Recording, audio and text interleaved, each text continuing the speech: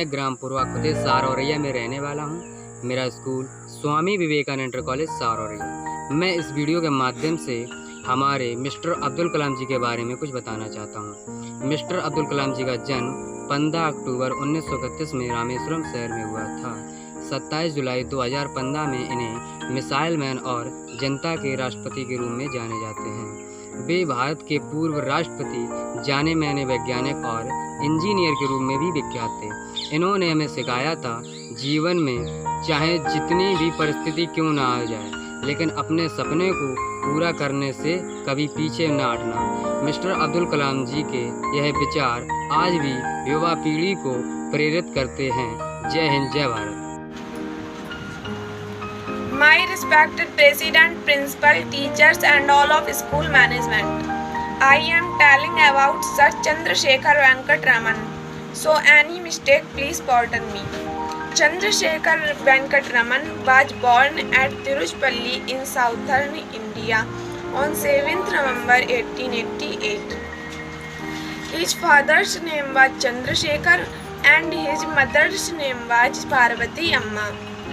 His father was a lecturer in mathematics and physics, so that from the first he was immersed in an academic atmosphere. In 1900, he entered Presidency College in 1902. In 1904, he passed his BA examination, winning the first place and the gold medal in physics. And in 1907 he gained his MA degree, obtaining the highest distinction. His earliest researches in optics and acoustics, the two fields of investigation to which he has dedicated for his entire career, were carried out while he was a student. Since at that time his scientific career did not appear to present the best possibilities, so Raman joined the Indian Finance Department. The duties of his office took most of his time. Raman found opportunities for his experimental research in the laboratory of Indian Association for the Cultivation of Science at Calcutta. He honorary secretary in 1919. Nobel Prize, Lax Prize Nobel Physics in unpublished Elsevier 1965. This biography was written at the first time of the award and established in the book series. Lax Prize Nobel. To cite this document, always the state as shown above. In 1917, he was offered his in at Calcutta his experimental research. After 15 years, Chandrasekhar Venkat Raman became a professor at Calcutta University. He works hard for his country for his whole life. Sadly, the Chandrasekhar Venkat Raman died on 21 September 1970. Hello and welcome. This is Pratiksha from Swami Vivekanand Inter College, which is the most dependable learning platform. If you want to shine like a sun, first one like a son. This got us why a scientist, engineer, a dreamer, the people's president, the missile man of India, and of course the person with the wings of fire. Yes, it was Dr. Jainuddin Abdul Kalam, the 11th president of India. He was a man with the numbers of titles in various fields who received honorary doctorates as many as 30 universities. The government of India also honored him with the nation's highest civil and honors, namely Padma Bhushan, Padma Vibhushan and the Bharat Ratna. Kalam has written several inspirational books and most notably his autobiography. Today is Kalam's birthday, so I want to share his autobiography. So please listen to me patiently. And his autobiography in Hindi, so I want to share in Hindi. 1900 के Republic day पर देश ने मिसाल programme की कामयाबी का जश्न मनाया। मुझे पद्म विभूषण से नवाजा गया और डॉक्टर अरुणाचलम को भी। 10 साल पहले पद्म भूषण की यादें एक बार फिर हरी हो गई। रहन सहन मेरा वैसा ही था जैसा तब था। 10x12 का एक कमरा जो किताबों से भरा हुआ था और जरूरत का कुछ फर्नीचर जो किराए पर लिया था। बस फर्क इतना ही था कि पहले ये कमरा त्रिवेंद्रम में था और अब हैदराबाद में। वेटर मेरा नाश्ता लेकर आया, इडली छाछ और साथ में आंखों में एक खामोश मुस्कुराहट मुबारकबाद की। मैं अपने हमवतन की इस नवाजिश से छलक उठा। मैं जानता हूँ कि बहुत से साइंसदान इंजीनियर मौका मिलते ही वतन छोड़ जाते हैं, ज्यादा रुपया कमाने के लिए किसी और मुल्क में चले जाते हैं ज्यादा आमदनी के लिए। लेकिन जो इज्जत, आदर, मोहब्बत हमें अपने वतन से मिल सकती है वो कहीं और नहीं मिल सकती। सन 1961 में मैं 60 साल का हो गया। मैं अपने रिटायरमेंट का इंतजार कर रहा था क्योंकि मैं देश के बच्चों के लिए एक स्कूल खोलना चाहता था। ये वो दिन थे जब मैंने सोचा कि मैं अपने तजुर्बे को व्यक्तियों के सामने रखूं, यानी अपनी जीवनी लिखूं। परेशानियां जिंदगी का हिस्सा हैं और सफलता इसकी सच्चाई है। जैसा कि किसी ने कहा है, खुदा ने ये नहीं कहा कि आसमान हमेशा नीला ही रहेगा। सूरज है तो बादल नहीं होंगे, दुख है तो सुख नहीं होंगे, दर्द है तो सुकून नहीं होगा। बस मैं इतना कहना चाहता हूँ कि जो लोग छोटे हैं वो अपने आप को छोटा ना समझे। हेलो एवरीवन, मैं Rishi Kumar class 12 Swami Vivekananda inter college. मैं आज आपको 15 अक्टूबर एपी जी के जन्म दिवस पर आपसे कुछ कहना चाहूँगा। आई होप आपको अच्छा लगे। मैं आज बात करने वाला हूँ नोबेल प्राइज की। यह दुनिया का सर्वश्रेष्ठ और उत्तम पुरस्कार है। यह प्राइज शांति, साहित्य, फिजिक्स, मेडिसिन, केमिस्ट्री आदि के क्षेत्रों में असाधन करने वाले व्यक्तियों या संस्थाओं को दिया जाता है। अब मैं बात करूंगा साल 2020 में दिए गए नोबेल प्राइज की। यह पुरस्कार वर्ल्ड शांति का नोबेल पुरस्कार वर्ल्ड फूड प्रोग्राम को दिया गया है। इस संस्था को भुखमरी से लड़ने व शांति कायम करने से जुड़े कार्यों से करने के लिए यह पुरस्कार दिया गया है। इसका काम आपात स्थितियों में जरूरतमंदों को भोजन पहुँचाना और एवं उनकी मदद करना होता है। साल 2020 का साहित्य का नोबेल पुरस्कार अमेरिकन पोएट लुईस ब्लू को उनकी बेमिसाल काव्यात्मक आवाज़ के लिए दिया गया है। ये वर्तमान में येल यूनिवर्सिटी में प्रोफेसर है। साल 2020 का केमिस्ट्री नोबेल पुरस्कार, यह पुरस्कार 2 महिला वैज्ञानिक एमानुएल सेर्पिया और जेनिफर एडुना को दिया गया है। उनका यह प्राइज जीनोम पद्धति को विकसित करने के लिए दिया गया। इस खोज से लाइफ साइंस को ऊंचाई पर पहुंचा दिया। नोबेल कमेटी ने कहा इस खोज से मानवता का बहुत भला हुआ। साल 2020 का फिजिक्स नोबेल 3 वैज्ञानिकों को दिया गया। रोजर फेनरोज 1931 कोलेस्टर ब्रिटेन और रोजान गेजल बैंडबर्ग Germany, Andrea Hayes New York America को दिया गया। इन्होंने ब्लैक होल की खोज पर इन्हें पुरस्कार दिया गया। ब्लैक होल दुनिया ब्रह्मांड का वह हिस्सा है जहां पर इतनी ग्रेविटी है कि एक बार रोशनी जाने के बाद वापस नहीं आ सकती। मेडिसिन का नोबेल पुरस्कार 3 हेपेटाइटिस वायरस सी की खोज करने वाले वैज्ञानिकों को दिया गया है। प्रधानाचार्य एवं आधुनिक गुरुजन, मैं गोल कुमार स्वामी विवेकानंद इंटर कॉलेज सारौरिया से आप सभी का हार्दिक स्वागत करता हूँ। मैं जॉन डाल्टन के बारे में कहना चाहता हूँ जिन्होंने परमाणु सिद्धांत को साबित किया है। जॉन डाल्टन का जन्म सन 1766 में इंग्लैंड में एक जुला परिवार में हुआ था। 12 साल की उम्र में इन्होंने अपनी शिक्षिका के रूप में अपनी जीविका शुरू कर दी थी। 7 साल के बाद यह एक स्कूल में प्रिंसिपल बन गई। वहाँ पर इन्होंने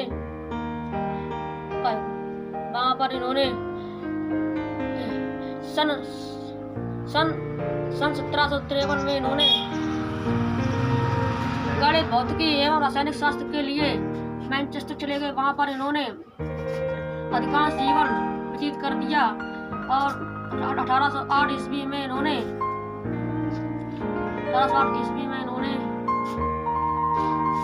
परमाणु सिद्धांत को साबित किया। यह अत्यंत दो द्रव्यों के बीच को अध्ययन किया गया, यह साबित कर यह एक महत्वपूर्ण बात बताई।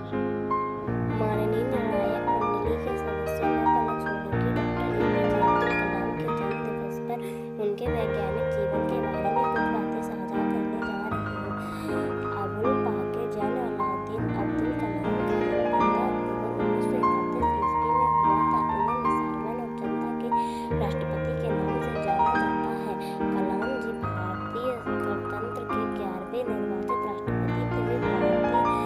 वे भारत के पूर्व राष्ट्रपति जाने माने वैज्ञानिक और अभियंता के रूप में विख्यात थे। उन्होंने सिखाया, जीवन में चाहे कितनी भी कठिन परिस्थितियां आ जाएं, किंतु हमें कभी भी अपने कर्तव्य मार्ग से नहीं हटना चाहिए। अब्दुल कलाम के सुविचार हमारी आज की युवा पीढ़ी को आगे बढ़ाने के लिए प्रेरित करते हैं। उनकी कुछ पंक्तियां मैं आपके सामने प्रस्तुत करना चाहूँगी। सपने वो नहीं होते जो हम सोते हुए देखते हैं, सपने वो नहीं होते जो हम सोते हुए देखते हैं, सपने तो वो होते हैं जो हमें सोने ही नहीं देते, सपने तो वो होते हैं जो हमें सोने ही नहीं देते।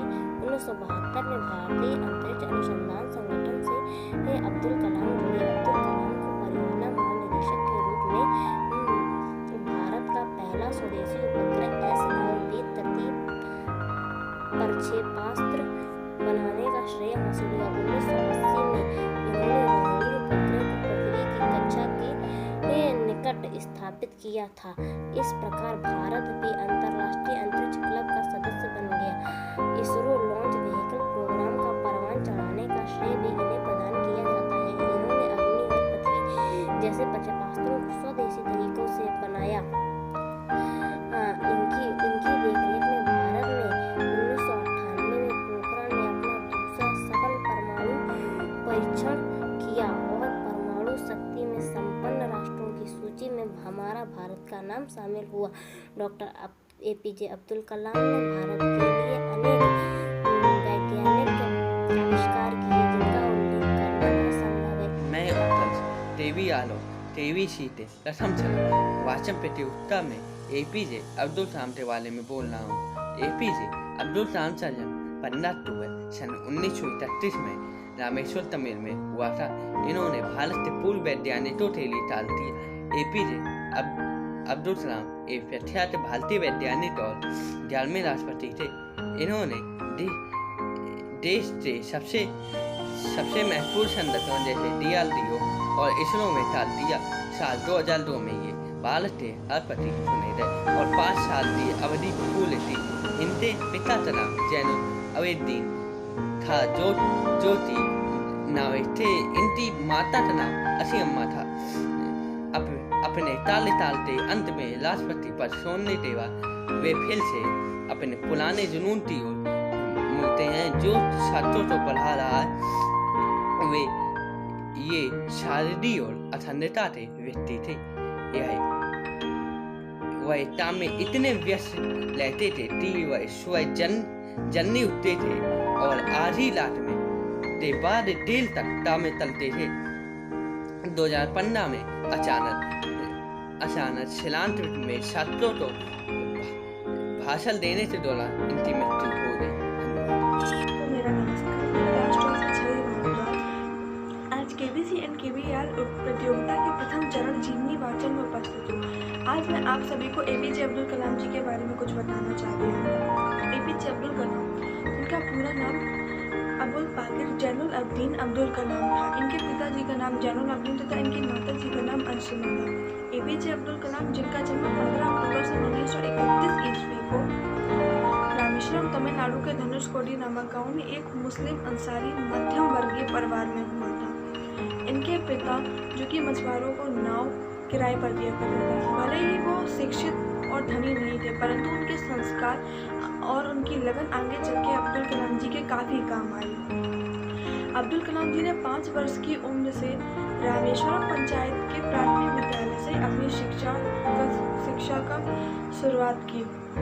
वहीं उनके गुरु जी ने उनसे कहा कि अगर जीवन में उच्च सफलता तथा परिणामों को हासिल करना है तो जीवन की 3 मूलभूत शक्तियाँ अपेक्षा, इच्छा तथा आस्था, इन तीनों को भली भांति समझना चाहिए, फिर इन पर अपना प्रभुत्व स्थापित करना चाहिए। एपीजे अब्दुल कलाम जी ने 4 वर्षों तक रक्षा अनुसंधान एवं भारतीय विकास संगठन को संभाला। उन्होंने 1950 ईस्वी से मद्रास इंस्टीट्यूट ऑफ टेक्नोलॉजी से भारतीय अंतरिक्ष विज्ञान में स्नातक की उपाधि भी प्राप्त की।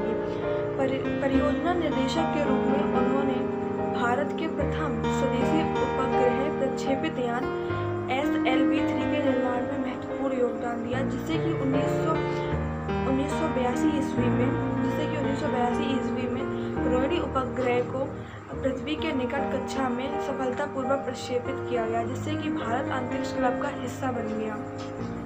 वहीं उन्होंने पोखरण में परमाणु परीक्षण परमाणु ऊर्जा के साथ मिलाकर किया, जो आगे चल के सफल हुआ, जिससे कि भारत परमाणु हथियार बनाने में भी सफल हो गया।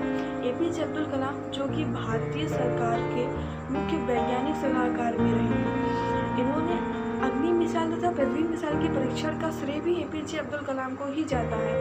एपीजे अब्दुल कलाम, जो कि महान वैज्ञानिक रहे और वो अपने देश की हमेशा उन्नति ही चाहते थे। एपीजे अब्दुल कलाम जी ने दूसरा परीक्षण पोखरण में परमाणु का दूसरा परीक्षण किया, जो दोबारा सफल हुआ, जिससे कि भारत परमाणु सफल राष्ट्रों की सूची में शामिल हो गया। 1982 ईस्वी में वे परियोजना निर्देशक के रूप में भारतीय विकास संगठन एवं रक्षा अनुसंधान संगठन में वापस लौटे। एपीजे अब्दुल कलाम का सपना था कि वह भारत के वर्तमान तथा भारत के भविष्य को बहुत ही उन्नति प्रदान करवाएं। वो किसी भी सफलता का श्रेय खुद को कभी नहीं देना चाहते थे। एपीजे अब्दुल कलाम जी का सपना था कि वह अंतरिक्ष विज्ञान में भारत को सभी देशों का सिरमौर देखना चाहते थे। 25 जुलाई 2015 को जब वे भारतीय प्रबंधक संस्थान शिलोंग में रहने और गृह पर व्याख्यान दे रहे थे, तभी उन्हें जोरदार दिल का दौरा पड़ा, जिससे हालत गंभीर होने के कारण उन्हें वेदानी अस्पताल में भर्ती कराया गया। उन्हें आईसीयू में भर्ती कराया गया। तभी डॉक्टरों ने मुश्किल कर दी। जब उन्हें अस्पताल में लाया जा रहा था, तभी उनके दिल और उनके ब्लड प्रेशर ने काम करना बंद कर दिया था। 2015 27 जुलाई शाम 7:45 पर इस महान सूर्य ने अपनी प्रखंड किरणों को समेट लिया। हालांकि एपीजे अब्दुल कलाम अब हमारे बीच नहीं है, परंतु उनके उपयोग और उनके आचरण का स्वभाव आज भी हमारे दिल में है। एपीजे अब्दुल कलाम जी को 1981 ईस्वी में भारत सरकार द्वारा पद्म विभूषण तथा 1980 ईस्वी में पद्म भूषण से सम्मानित किया गया। उन्हें 1997 ईस्वी में भारत रत्न द्वारा सम्मानित किया गया। एपीजे अब्दुल कलाम को उनकी मिसाइल के निर्माण के कारण उन्हें मिसाइल मैन की उपाधि भी प्राप्त की गई। एपीजे अब्दुल कलाम, जो कि आज हमारे बीच नहीं है, परंतु उनकी कई एक बातें आज भी हमारे हृदय में जिंदा है। एपीजे अब्दुल कलाम ने जो विज्ञान में योगदान दिया है, उसके तहत हमें आज ये भी कहना पड़ता है कि जय जवान, जय किसान एवं जय वैज्ञानिक, जय विज्ञान। धन्यवाद। मैं क्लास 12 से अक्षत भारद्वाज KVR एंड KVC के प्रथम चरण जीवनी वाचन प्रतियोगिता में प्रतिभाग करने के लिए उपस्थित हूँ। मैं CV रमन की जीवनी के बारे में आप लोगों को बताना चाहता हूँ। CV रमन का पूरा नाम चंद्रशेखर वेंकट रमन है और ये पहले ऐसे भारतीय हैं जिन्होंने भौतिकी में नोबेल पुरस्कार प्राप्त किया था। इनका जन्म 7 नवंबर सन 1888 ईस्वी को तमिलनाडु के तिरुचिरापल्ली नामक स्थान पर हुआ था। ये बहुत ही साधारण परिवार में जन्मे थे, जिनकी आमदनी बहुत ही कम थी। इनके पिता का नाम चंद्रशेखर अय्यर था, जो SP कॉलेज में भौतिक विज्ञान के शिक्षक थे। इनकी माता का नाम पार्वती अम्मल था, जो कि एक गृहिणी थी।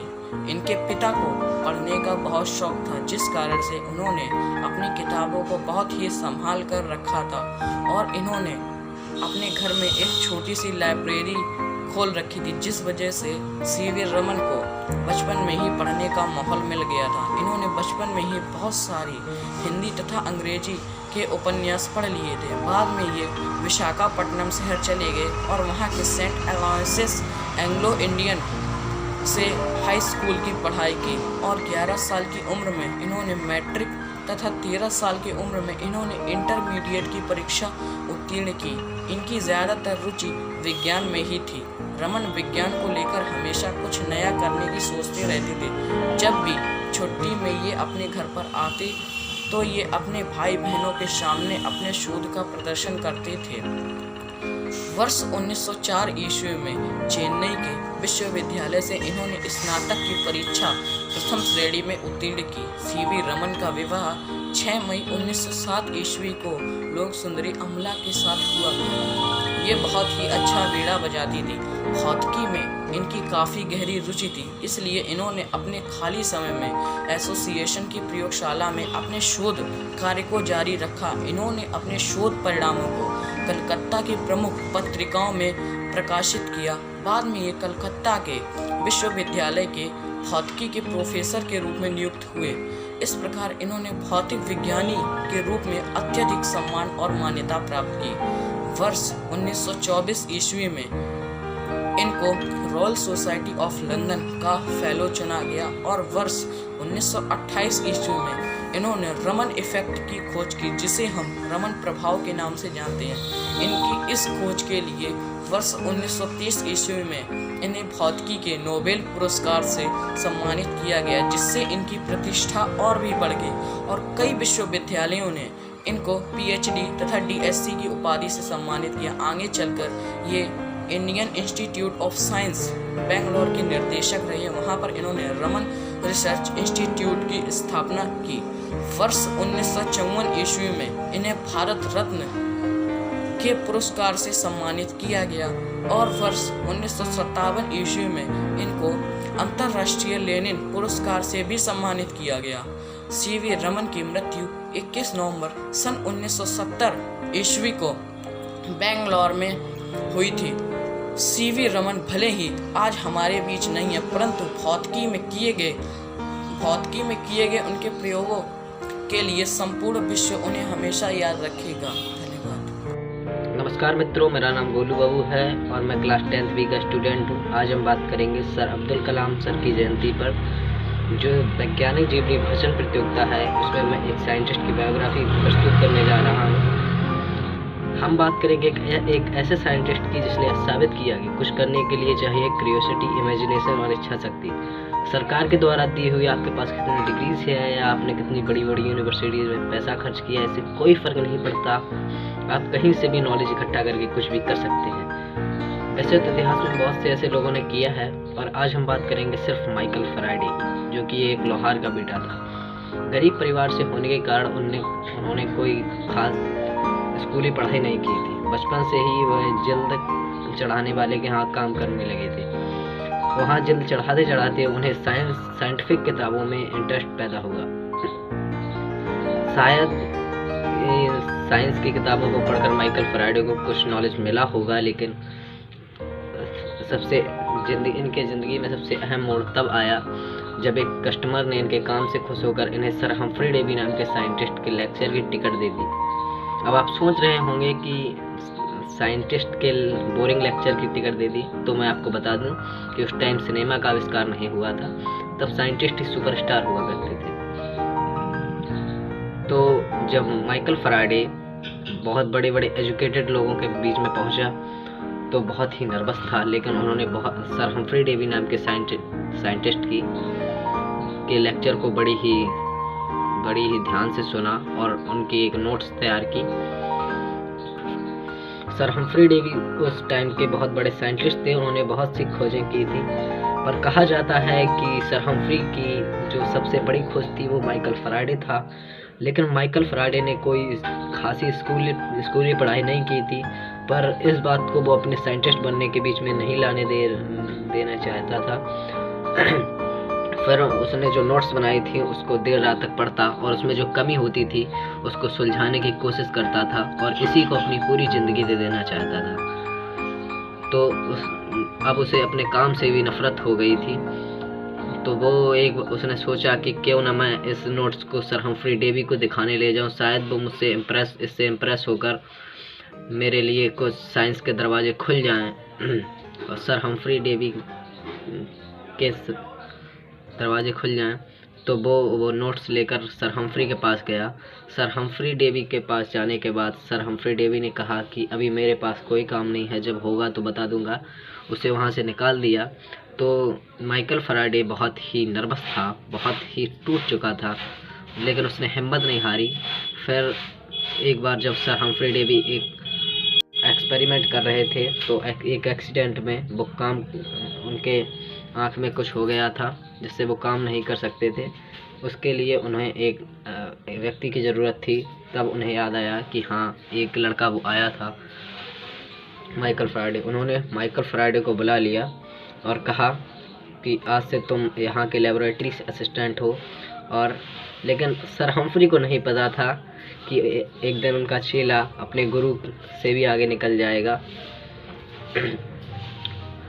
एक बार सर हम्फ्री की लैब में एक एक्सपेरिमेंट कर रहे थे कि जब इलेक्ट्रिसिटी के वायर को जब किसी कंपास से गुजारा जाता तो कंपास की दिशा में परिवर्तन हो जाता था। ये बात किसी को समझ नहीं आ रही थी, पर माइकल फैराडे के लिए यह समस्या एक जुनून बन चुकी थी, उसे इसे सुलझाना।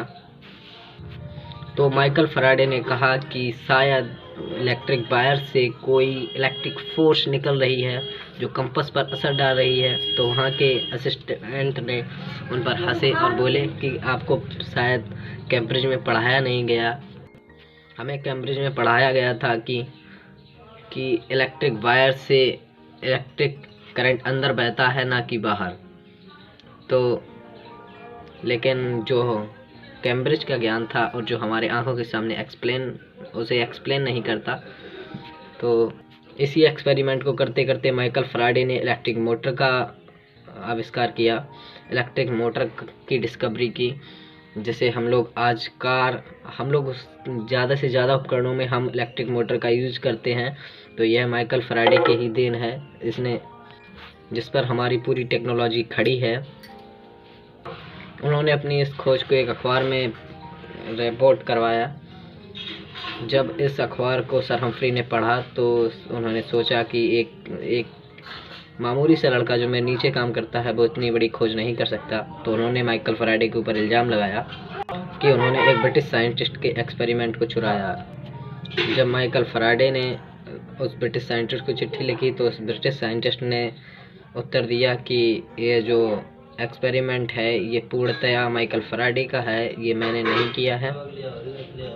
इसके बाद भी सर हम्फ्री डेवी अपनी बातों पर अड़ा रहा और कहा कि माइकल फैराडे अपनी इस नॉनसेंस को बंद करे और अपने उस पेपर को वापस। तो माइकल फैराडे ने कहा कि मैं उस पेपर को वापस नहीं लूँगा।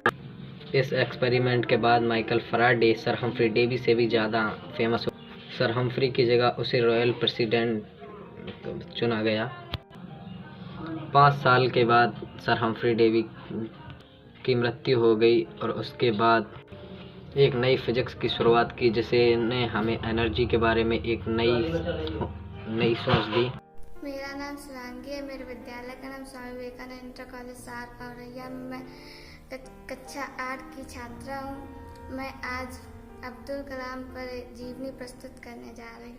APJ अब्दुल कलाम का जन्म 15 अक्टूबर 1931 को रामेश्वर तमिलनाडु के एक मुस्लिम परिवार में हुआ था। उनके पिता जैनुलाब्दीन थे, विजय नई दिनाई धनवान थे।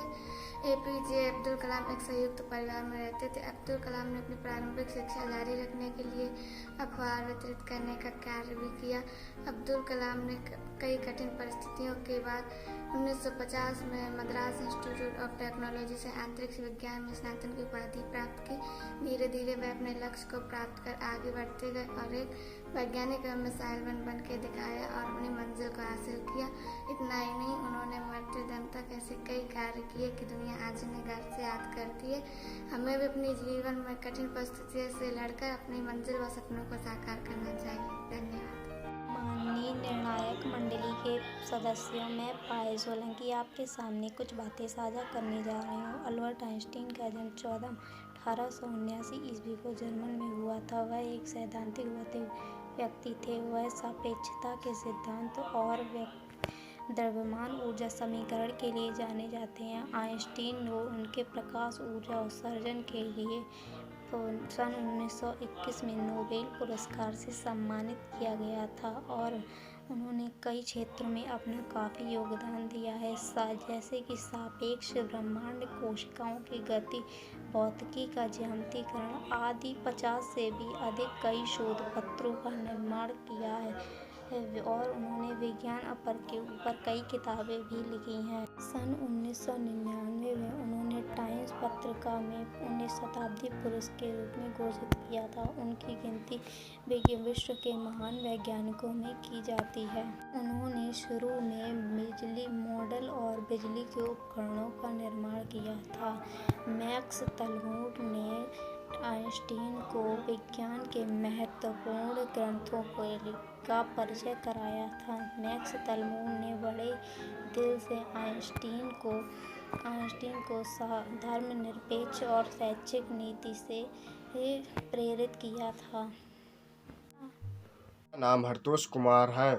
मैं स्वामी विवेकानंद इंटर कॉलेज सहारौरिया के विद्यालय कक्षा 11वीं में पढ़ता हूँ। आज मैं भारत के एक महान वैज्ञानिक के बारे में बताने जा रहा हूँ। भारत आज जो कुछ भी है बहुत संघर्षों के बाद है। पहला संघर्ष देश को आज़ाद कराना था, दूसरा संघर्ष देश में नई तकनीक लानी थी। कैसे न कैसे करके देश तो आज़ाद हो गया, लेकिन देश के भविष्य के बारे में किसी को कुछ नहीं पता था। भारत के लिए आज़ादी मिलना ही बड़ी बात थी, लेकिन आज़ादी मिलने के बाद अमेरिका, फ्रांस, चाइना जैसे बड़े बड़े देशों से भारत को हर रोज़ धमकियां मिलने लगीं। इसी दौरान भारत में एक ऐसे इंसान का जन्म हुआ जिसने भारत को आज इस मुकाम पर लाकर खड़ा कर दिया है कि वह अमेरिका, फ्रांस, चाइना जैसे बड़े बड़े देशों से टक्कर ले सकता है। आज भारत जो कुछ भी है उनके बहुत बड़े योगदान की वजह से है। उनका नाम डॉक्टर APJ अब्दुल कलाम है। हम लोग उन्हें the missile man of India के नाम से भी जानते हैं। कलाम जी ने भारत को मिसाइल तो दी, इसी के साथ साथ भारत को न्यूक्लियर देश भी बना दिया। कलाम जी का जन्म 15 अक्टूबर सन 1931 को तमिलनाडु के रामेश्वरम के एक गरीब परिवार में हुआ था। इनके पिताजी का नाम जनेला अबुद्दीन था, जो एक नाव चलाया करते थे। कलाम जी का बचपन बहुत कठिनाइयों से गुजरा। पढ़ाई पूरी करने के बाद ये सीनियर साइंटिस्ट असिस्टेंट में सम्मिलित हो गए। ये भारत के 11वें राष्ट्रपति भी रहे। ये 25 जुलाई सन 2002 से 25 जुलाई सन 2007 तक भारत के राष्ट्रपति रहे। इनकी कड़ी मेहनत और लगन के लिए इन्हें भारत सरकार द्वारा भारत रत्न द्वारा सम्मानित किया गया। इनका निधन 27 जुलाई सन 2015 को हो गया। ऐसे महान वैज्ञानिक के लिए हम सब भारत वासियों पर उन पर गर्व है। जय हिंद, जय भारत। अब्दुल कलाम का जन्म 15 अक्टूबर 1931 को मुस्लिम परिवार में हुआ था। उनके पिता जयप्रकाश उनके पिता किराए पर दिया करती थी। अब्दुल कलाम संयुक्त परिवार में रहते थे। अब्दुल कलाम ने अपनी आरंभिक शिक्षा जारी रखने के लिए अपार प्रयास करने का कार्य किया। कलाम ने 1950 में मद्रास इंस्टीट्यूट ऑफ टेक्नोलॉजी से अंतरिक्ष विज्ञान विस्तारण की उपाधि भी प्राप्त की। धीरे-धीरे वे अपने लक्ष्य को प्राप्त कर आगे बढ़ते गए और एक वैज्ञानिक एवं मिसाइल में बनकर दिखाया। इतना ही नहीं, उन्होंने मरते दम तक ऐसी कई मिसाइलें बनाई और अपनी मंजिल को हासिल किया। स्वामी विवेकानंद इंटर कॉलेज से मैं अमन कुमार आज आपको अब्दुल कलाम जी के बारे में बताने वाला हूँ। आधुनिक भारत को एक नया आसमां देने वाले अब्दुल कलाम जी का जन्म 15 अक्टूबर तमिलनाडु में हुआ था, मुस्लिम वर्ग में हुआ था। इनके पिता का नाम जैनुलाब्दीन और माता का नाम अशमा था। लोग इन्हें मिसाइल मैन और जनता के राष्ट्रपति के नाम से भी जाना करते हैं।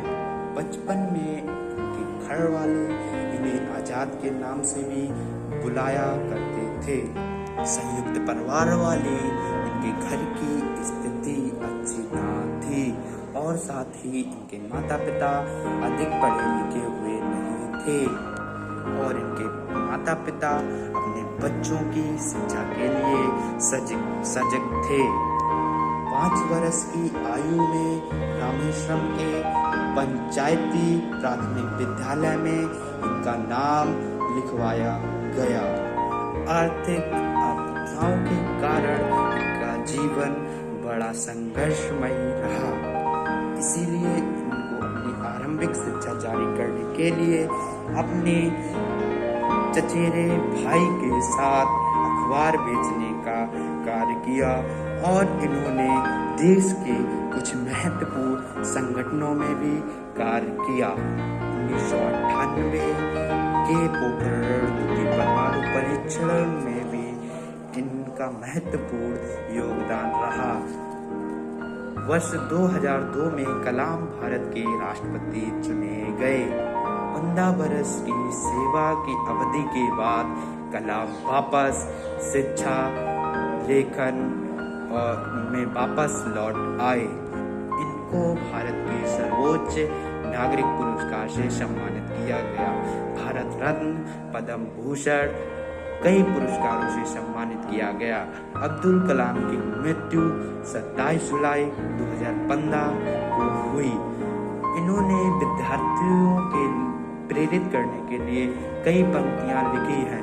इंतजार करने वालों को उतना ही मिलता है जितना कोशिश करने वाले छोड़ देते हैं। अगर आपको सूरज की तरह चमकना है, अगर आपको सूरज की तरह चमकना है तो आपको सूरज की तरह जलना भी होगा, तो आपको सूरज की तरह जलना भी होगा।